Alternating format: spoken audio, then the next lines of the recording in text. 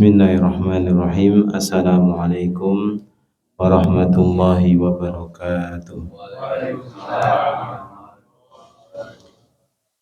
Alhamdulillah, alhamdulillahilladzi bi ni'matihi tatimmu shalihat wa bi fadlihi tatanazzalul khairatu wal barakat wa bi taufiqihi tatahaqqaqul maqasid wal ghayat.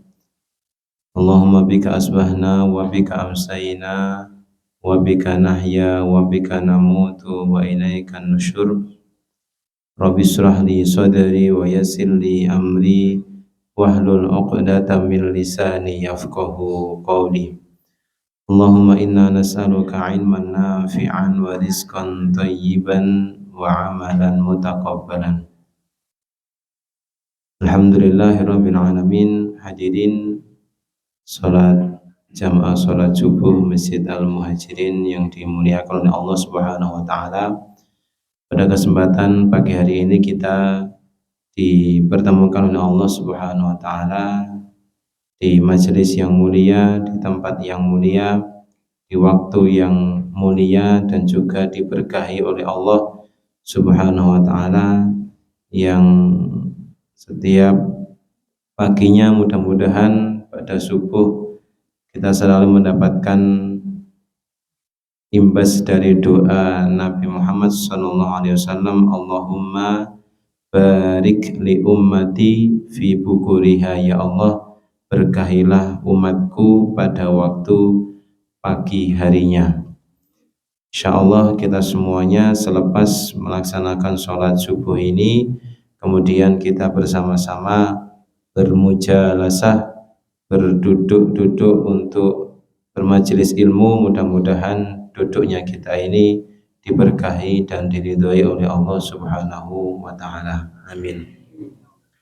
Salawat dan salam semoga tercurah dan terlimpahkan kepada junjungan kita baginda Rasulullah Muhammad sallallahu alaihi wasallam, dengan kita selalu meningkatkan amal-amalan sunnah. Maka kita berharap mudah-mudahan hidup kita di dunia dipenuhi dengan keberkahan oleh Allah Subhanahu wa taala, dan hidup kita di akhirat nanti mendapatkan syafaat dari Rasulullah Muhammad sallallahu alaihi wasallam. Amin. Bapak Ibu hadirin jamaah salat subuh rahimakumullah. Alhamdulillahirabbil alamin. Pada pagi hari ini kita berada di akhir bulan Sya'ban yang ternyata tidak lama lagi insyaallah kita akan memasuki bulan suci Ramadan. Ya, kurang lebih berapa hari lagi nih Pak? Sekitar 7 hari lagi ya. Sekitar 7 hari lagi insyaallah kita akan masuk bulan suci Ramadan. Di akhir bulan Sya'ban ini dan di bulan Sya'ban Rasulullah SAW mengatakan dalam satu hadisnya, dzalika syahrun yakfulun nasu anhu baina Rajabin wa Ramadan. Rasulullah SAW mensifati bulan Sya'ban, terlebih di akhir bulan Sya'ban ini, beliau mengatakan bulan ini bulan di mana banyak dilalaikan, dilupakan oleh manusia. Yakfulun nasu anhu, bulan di mana banyak dilalaikan oleh manusia. Kebanyakan manusia, kebanyakan hamba Allah Subhanahu wa taala fokus untuk bagaimana mempersiapkan bulan Ramadan. Padahal para ulama sampun mengatakan bahwa sebaik-baik cara, sebaik-baik sikap dalam menyambut bulan Ramadan adalah memperbaiki amalan di bulan Sya'ban. Maka bulan Sya'ban, terlebih di akhir-akhir ini, kesempatan kita untuk memperbaiki amal-amal kita sehingga nantinya begitu masuk di bulan Ramadan kita sudah ready, kita sudah siap untuk melanjutkan amal kebaikan kita yang sudah kita biasakan di bulan Sya'ban ini insyaallah, supaya kita semuanya tidak digolongkan oleh Rasulullah sebagai orang-orang yang lupa, orang-orang yang lalai dalam memanfaatkan waktu di bulan Sya'ban ini. Karena kalau kita memanfaatkan bulan Sya'ban ini dengan sebaik-baiknya di akhir-akhir ini, maka ini menjadi amal yang istimewa. Ada satu kaidah, ketika banyak orang-orang melalaikan sementara kita mengamalkan, maka amalan ini istimewa dan orang-orang yang mengamalkan ini juga istimewa. Satu contoh hadis yang lainnya, Rasulullah mengatakan wasallu billaili wan nasu niyamun. Ya, ada 4 amalan yang pertama kali dihimbau, dianjurkan oleh Rasulullah ketika beliau hijrah dari Makkah menuju ke Madinah sampai di Yasrib. Waktu itu namanya Yasrib, belum Madinah. Beliau mengatakan kepada kaum Ansor dan Muhajirin pada saat itu, ya ayuhan nas, wahai sekalian manusia, afsus salama, tebarkanlah salam, wa'timut ta'am, dan berbagi makanan, wasilul arham, dan menyambung tali silaturahim, dan yang keempat, wasallu billaili wan nasu niyamun, dan sholatlah malam ketika banyak orang-orang sedang tertidur lelap. Maknanya ketika kita mengamalkan sholat malam pada saat yang sama orang-orang sedang tertidur lelap, berarti amalan sholat malam itu istimewa, dan orang-orang yang melaksanakannya juga orang-orang istimewa, insya Allah. Dan sholat malam tidak harus dilaksanakan sebelum sholat subuh atau di sepertiga malam, Pak. Tetapi sholat malam bisa dilaksanakan sebelum tidur. Abu Bakar As-Siddiq, karena beliau ini orang yang hati-hati, itu melaksanakan sholat witir itu sebelum tidur, bahkan setelah sholat isya. Setelah sholat isya, kemudian sholat ba'diyah, kemudian baru sholat witir 3 rakaat. Sementara Umar bin Khattab itu beliau melaksanakan sholat witirnya itu sebelum sholat subuh atau setelah tidur. Ya, Rasulullah memberikan apresiasi kepada 2 sahabat tersebut. Engkau orang yang hati-hati wahai sahabat Abu Bakar, dan engkau orang yang istimewa wahai sahabat Umar bin Khattab. Jadi keduanya istimewa, melaksanakan sholat witir sebelum tidur dan setelah tidur itu sama saja. Sebelum tidur wujud kehati-hatian, setelah tidur itu menunjukkan keseriusan dalam melaksanakan sholat malam. Maka amalan sholat malam ini juga istimewa. Ada lagi hadis yang lainnya Bapak Ibu yang sudah sama-sama kita hafalkan, nikmatani magbunun fihima katsirum minan nas. Ada 2 nikmat yang banyak orang-orang itu lalai dalam mensyukurinya. Nikmat apa itu? Nikmat sehat dan nikmat waktu luang.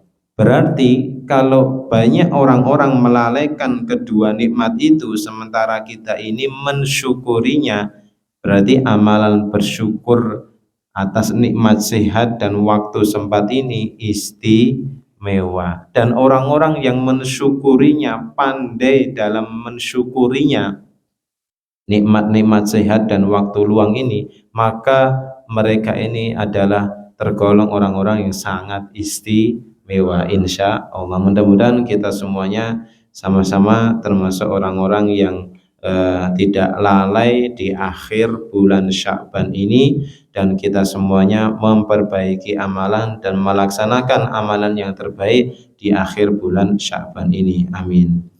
Bapak Ibu yang dimuliakan oleh Allah Subhanahu wa taala, pada kesempatan pagi hari ini sedikit kita akan mengupas akhir surat Al-Furqan. Di Quran surat Al-Furqan, ya, Allah Subhanahu wa taala menyebutkan tentang sifat-sifat ibadur Rahman. Ciri-ciri ibadur Rahman. Ibad itu jamak dari abdun. Ibad itu hamba. Kalau abdun itu seorang hamba, tapi kalau ibad itu hamba. Di sini Allah Subhanahu wa taala mengatakan a'udzu billahi minasyaitonir rajim wa ibadur rahmanil ladzina yamshuna 'alal ardi hauna wa idza khatabahumul jahiluna qalu salama. Ada beberapa sifat atau ciri ibadur rahman, namun sebelumnya kita kupas kenapa Allah Subhanahu wa taala menggunakan kalimat ibadur rahman bukan ibadullah di ayat ini. Para ulama tafsir mengatakan bahwa ini supaya kita semuanya termotivasi ketika membaca ayat ini, dan ini menunjukkan bahwa ketika orang-orang termasuk dari yang memiliki sifat-sifat atau kriteria karakteristik ini, maka ia akan mendapatkan kasih sayangnya Ar-Rahman. Rahman itu kan kasih sayang dari Allah. Rahman dan Rahim. Ya, tidak semuanya mendapatkan rahmannya Allah Subhanahu wa taala, tapi orang yang beriman itu mendapatkan rahman dan mendapatkan rahimnya Allah Subhanahu wa taala. Nah, sifat yang pertama yang Allah Subhanahu wa taala sampaikan di ayat ini adalah alladzina yamshuna 'alal ardi hauna wa idza khatabahumul jahiluna qalu salama. Sifat yang pertama adalah mereka yang memiliki atau mereka yang menjadi hamba yang mendapatkan kasih sayangnya Ar-Rahman adalah mereka yang berjalan di atas muka bumi ini dengan rendah hati, dengan tawadhu. Dan apabila ada orang-orang jahil yang menyapa mereka, mereka tetap mengucapkan kata-kata yang baik. Ada orang jahil yang merendahkan, mengejek, kalau bahasa sekarang menroasting ya maksudnya. Roasting, di roasting itu tetap mengatakan kata-kata yang baik, dibully. Nah, ini tetap mengatakan kata-kata yang baik, karena yang membuli ini bukan orang yang faham, tapi orang yang jahil. Nah, ini yang pertama, mereka yang berjalan di atas muka bumi ini dengan rendah hati atau dengan tawadhu. Tawadhu itu lawan kata dari sombong. Kalau sombong itu batorul haqi wa ghamtun nas. Sombong itu menolak kebenaran dan meremehkan manusia atau orang lain. Tapi kalau tawadhu itu qabulul haqqi wa ihtiramul ghair. Tapi kalau tawadhu, rendah hati, itu adalah mereka yang selalu menerima kebaikan, menerima kebenaran, menerima nasihat. Wa ihtiramul ghair, dan mereka yang senantiasa memuliakan orang lain. Nah, ini tawadhu, beda dengan sombong. Nah, kalau sombong ini karakternya yang berasal dan bersumber dari siapa, ibu-ibu? Setan, iblis. Ketika diminta oleh Allah untuk bersujud ya kepada Adam, dia mengatakan ana khairum minhu khalaqtani min nar wa khalaqtahu min tin. Ketika iblis ini diminta sujud kepada Nabi Adam, dia mengatakan aku lebih baik daripada Adam. Aku diciptakan dari api, sementara Adam ini hanya diciptakan dari tanah. Nah, ini sebetulnya karakter sombong, karakter yang eh, tidak rendah hati ini adalah miliknya iblis. Sumbernya ini dari iblis.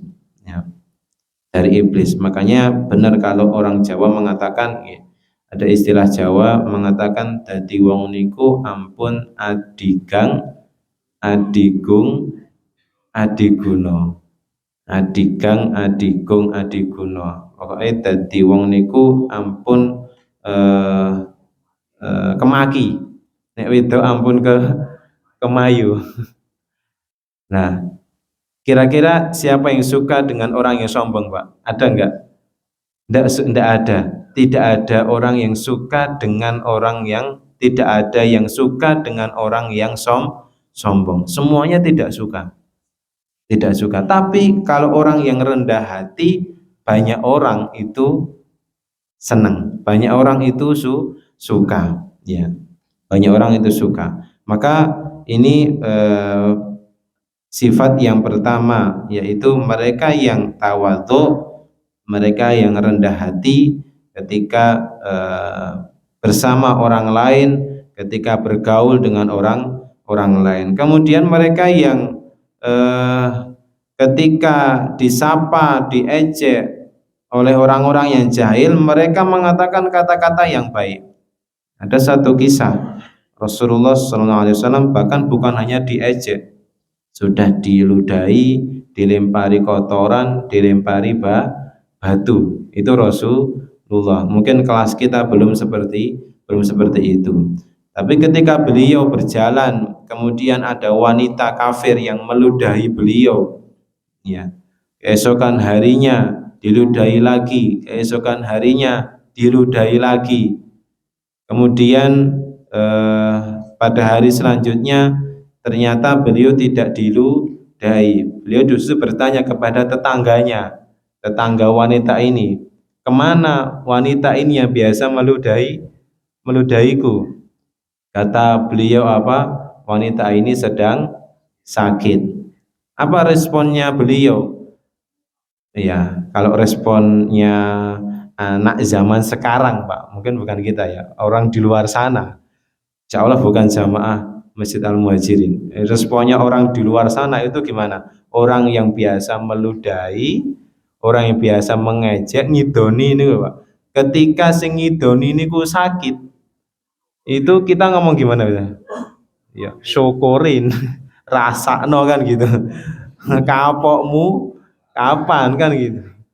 Ya. Itu apa namanya? Mungkin perasaan orang-orang yang diludahi, orang-orang yang diludahi, orang-orang saat ini. Tapi Rasulullah tidak, masya Allah. Beliau justru menengoknya, menjenguknya dan mendoakannya. Nah, ini sulit untuk kita tiru ini, Pak. Tapi kita berusaha untuk mirip-mirip dengan beliau.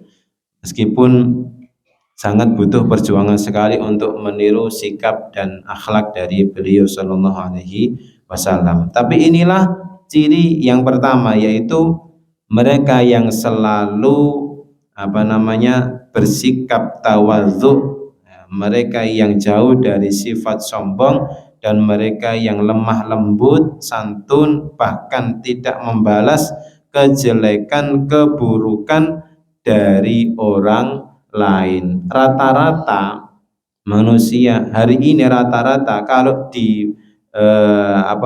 kalau dibaiki pasti juga akan dibalas dengan baik. Tapi kalau diburuki itu kadang-kadang sulit untuk berbuat baik gitu.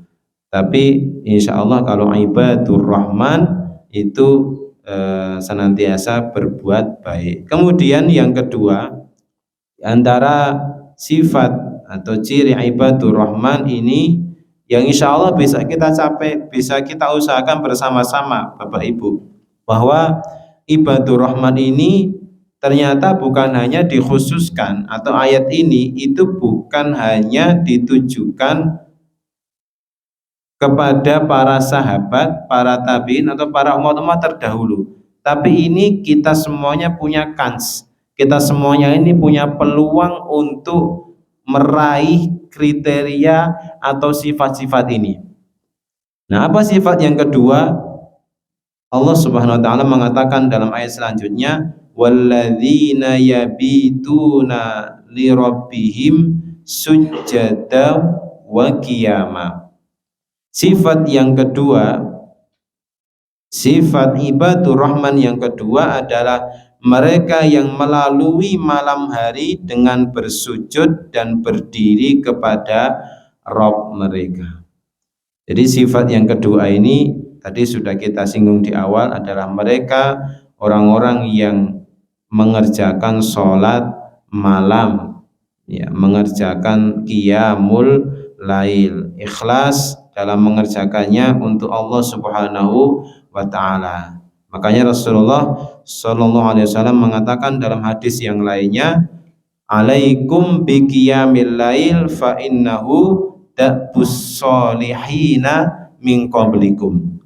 Hendaklah kita semuanya untuk membiasakan sholat malam, karena sholat malam itu merupakan kebiasaan orang-orang soleh terdahulu. Cirine wong kang soleh niku nggih sholat malam. Raketang niku apa? Sholat witir 3 rakaat. Sholat witir 3 rakaat setelah sholat isya atau sebelum tidur, itu insya Allah sudah termasuk sholat malam. Nah, Bapak Ibu yang dimuliakan oleh Allah Subhanahu Wa Taala, ketika kita ingat satu tembang, ya, satu tembang tentang tombo ati, itu salah satu diantaranya apa?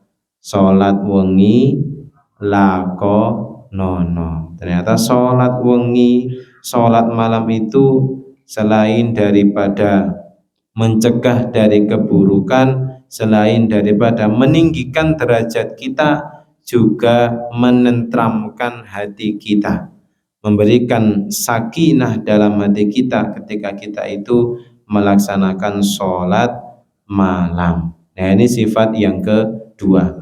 Itu mereka terbiasa, mereka selalu melalui malam hari dengan bersujud dan berdiri di malam hari kepada Rabb mereka, kepada Allah Subhanahu wa taala. Apalagi nanti ketika kita masuk di bulan Ramadan, ya, beliau mengatakan, Rasulullah mengatakan bahwa man shoma ramadhana imanan wahtisaban ghufira lahu ma taqaddama min dambi. Ya, dalam hadis selanjutnya hanya beda satu huruf. Kalau tadi soma, kalau ini qoma. Man qoma ramadhana imanan wahtisaban ghufira lahu ma taqaddama min dambi. Maka untuk memulai qiyamul lail di Ramadan nanti itu bisa kita biasakan di akhir bulan Sya'ban ini, insya Allah. Kemudian yang ketiga adalah Allah Subhanahu wa taala mengatakan di antara ciri atau sifat dari ibadur rahman adalah walladzina yaquluna rabbana srif anna adzab jahannam inna adzabaha kana gharama.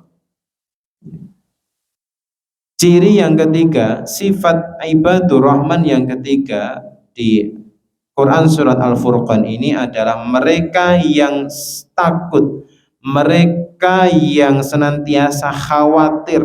Khawatir apa? Dengan siksa dari Allah Subhanahu wa taala di akhirat nanti, yaitu di Jahannam. Sehingga mereka senantiasa berdoa, Rabbana srif anna adzab jahannam. Ya Allah, jauhkanlah kami dari azab Jahannam. Jadi ciri atau sifat ibadur rahman yang ketiga adalah mereka yang khawatir dengan siksa dan azab dari Allah Subhanahu wa taala. Sehingga kekhawatiran ini betul. Kekhawatiran yang belum pasti. bukan kekhawatiran yang sudah dijamin ya. Kalau kekhawatiran yang sudah dijamin itu seperti kita khawatir tentang rezeki, padahal rezeki sudah dijamin. Seperti kita khawatir dengan jodoh, padahal jodoh insya Allah sudah dijamin. Nah ini mas-mas ini jangan khawatir dengan jodoh mas. Insya Allah kalau ahli masjid itu jodohnya juga solehah. Insya Allah, amin. Ini putranya bapak-bapak atau pak? Nggih. Mboten. Putranya ibu-ibu. Iya. Saya itu di Ngelawu pak, cerita sedikit pak. Di Teluan itu. Ya, saya itu tertarik dengan remaja masjid itu bukan hanya ya, tapi sekedar ya, bukan sekedar suka, tapi ini istimewa pak. Karena dia ini rajin ke masjid, sholat subuh berjamaah di masjid. Itu sudah menjadi tanda bahwa insya Allah anak ini atau remaja ini, pemuda yang soleh. Insya Allah patut dijodohkan dengan wanita solehah, apalagi anak pondok.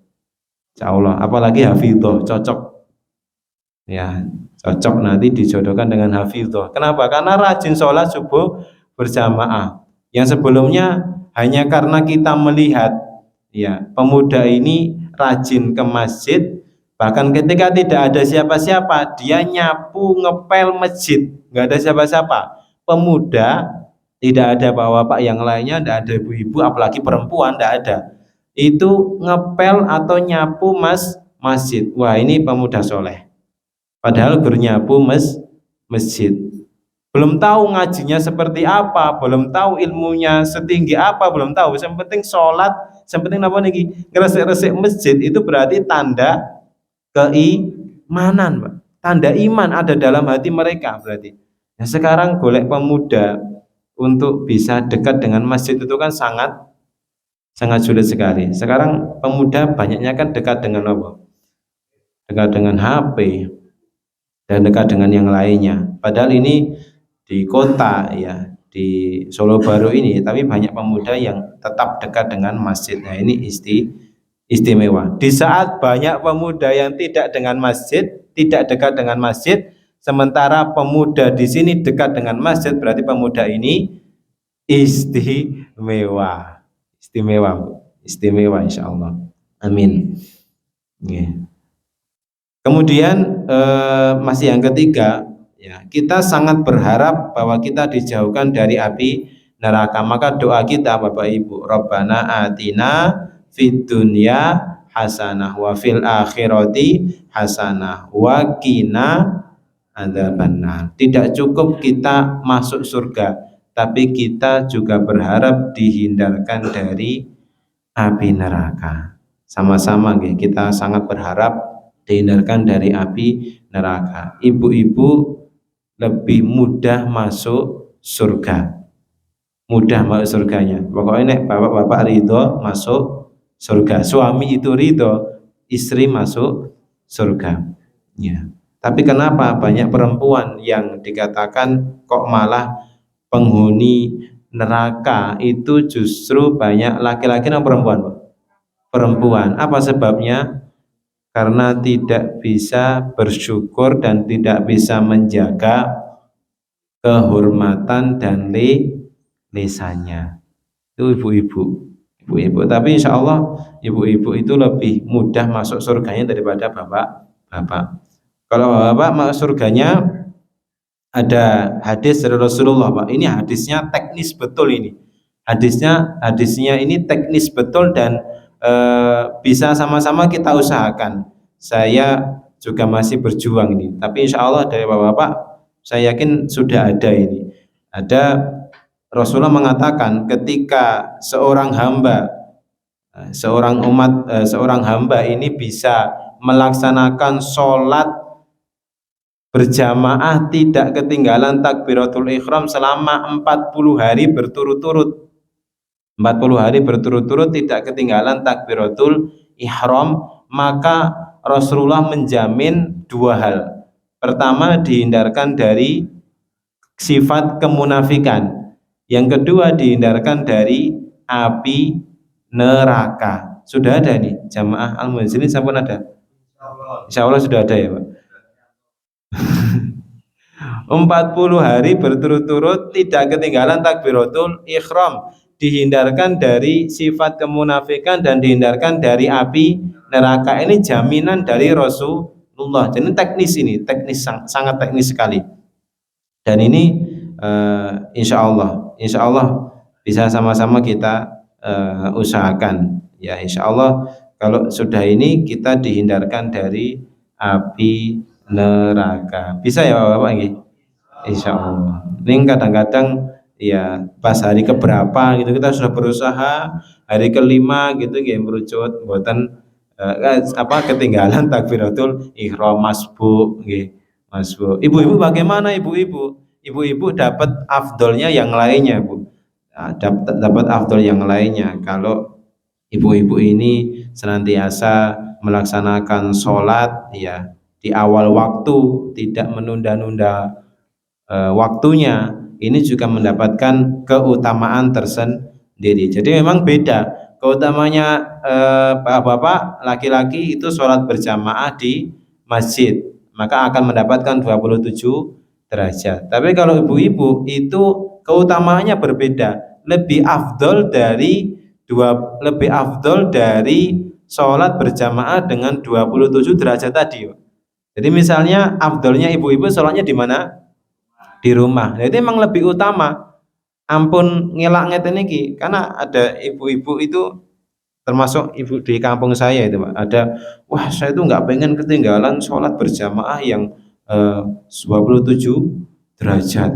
Padahal jenengan itu sampun digampangke kali Allah. Sholat di rumah saja itu sudah lebih utama dari 27 derajat tadi. Tetapi tidak mengapa, tidak ada larangan, tidak mengapa ibu-ibu sholat di masjid untuk menghadirkan semangat, menghadirkan spirit, menghadirkan ketenangan, ketemu dengan teman. Nah, ini gue sing paling dirindukan ibu-ibu ini ketemu sama teman-temannya. Ya, kumpulan, arisan, seragam, piknik, tehlah, itu kan komplit pokoknya. Yang paling sering datang pengajian ibu-ibu, kenapa Bapak? Ibu-ibu. Kenapa? Rahasianya kenapa, Bu? Bukan, karena ibu-ibu itu sudah ngurusi rumah tangga itu capek, maka butuh hiburan. Hiburannya apa? Pengajian. Ya, pengajiannya nanti ada hiburannya lagi, piknik. Ada hiburannya lagi seragam. Pokoknya nek rong seragam, nek rong piknik itu mboten dados emak-emak. Dereng marem ngono rasane insyaallah. Nggih, ini sifat yang keberapa tadi Bapak Ibu? Yang ketiga ya. Yang ketiga, orang-orang yang khawatir tentang siksa dari api neraka, dari neraka jahanam. Kemudian yang keempat Allah Subhanahu wa taala mengatakan dalam ayat selanjutnya, walladzina idza anfaqu lam yusrifu wa lam yaqturu wa kana baina dzalika qawama. Sifat yang keempat, sifat ibadur rahman, hamba-hamba yang istimewa, hamba-hamba pilihan, hamba-hamba yang disayang, mendapatkan kasih sayangnya Ar-Rahman Allah Subhanahu wa taala adalah mereka apabila membelanjakan harta mereka tidak berlebih-lebihan. Ya. Kemudian mereka juga tidak memiliki sifat kikir, bakhil, tidak memiliki sifat kikir atau bakhil. Mereka jauh dari sifat bakhil. Ya. Karena hakikatnya sifat bakhil itu bukan kembali kepada orang lain, tapi justru kembali kepada diri kita sendiri. Barang siapa yang berbuat bakhil, maka hakikatnya bakhil itu kembali kepada diri kita sendiri, bukan orang lain. Tapi bakhil itu kembali kepada diri kita sendiri. Kalau secara logika, saya saya punya harta atau saya punya rezeki, kemudian sebagian rezeki saya tidak diinfakkan kepada yang lainnya, Secara logika berarti orang lain tidak mendapatkan rezeki itu, orang lain tidak diuntungkan dengan rezeki itu. Tapi secara imaniyah, secara ayat itu justru yang rugi itu bukan orang lain tapi diri kita sendiri, karena kita memiliki sifat bakhil ya. Ini yang keempat. Jadi mereka ketika memiliki harta juga tidak boros. Mereka ketika memiliki harta juga tidak kikir. Maka seorang suami yang baik ya, suami yang baik itu, keluarga yang baik itu adalah ketika memberikan nafkahnya kepada istrinya. Itu nafkah itu juga termasuk infak, juga termasuk sedekah. Bahkan sedekah yang terbaik itu sedekah kepada keluarga sendiri, terlebih kepada istrinya. Maka istri itu fungsi utamanya ladang amal yang sangat besar bagi seorang suami. Suami fungsi utamanya tameng istri dari api neraka. Terus suami ini Bu, itu fungsi utamanya bukan sekedar menafkahi, bukan sekedar memberikan nafkah, boten.